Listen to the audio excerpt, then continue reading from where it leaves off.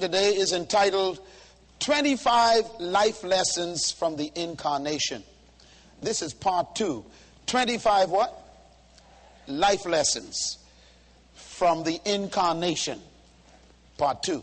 Please get part 1. It's available to you on on DVD and CD. And you can pick those up after the session over at the table on your right. Those of you watching us live, you can order them through the internet. We'd be happy to ship those to you. 25 success lessons from the Incarnation. Understanding the power of divine conception. Say that with me. Understanding the power of divine conception.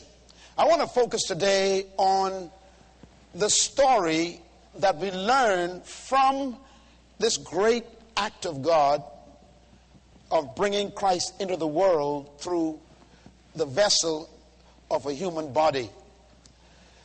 Let's first of all take a quick review of what Christmas really is. Write this down. What is Christmas really about? First of all, Christmas is the fulfillment of divine promise. That is an important statement to write down because everything God does is fulfillment of a desire that he had. Your birth is a result of something God wants to fulfill on earth in your lifetime. Number 2, Christmas is about how to bring God's assignment in your lifetime to fulfillment.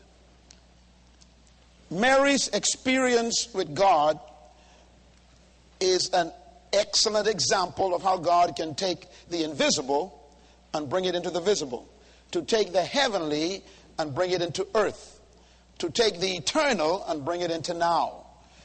This experience of Mary going through the process should teach us how God gets his will done. And number 3, Christmas is really Christ being heaven's example for conceiving and delivering God's divine purpose and plan to earth. Christmas is the best example that we have of God delivering and conceiving his divine purpose to the planet. I have followed everything that Mary did to make my life what it is right now. There's nothing that I have done in my life so far that I didn't learn from Mary. Because Mary did exactly what everyone in this room is supposed to do. You were born to deliver something to the earth from God. And Mary came and delivered something from God to men, and she did it successfully. So God is really setting up a standard or a prototype of how to deliver his will to the earth. So let me take another look then at the story, because we got to follow the example of Mary. Make a note. Everything God does is an example of his principles. Everything. Even growing the plant in the pot is filled with revelation.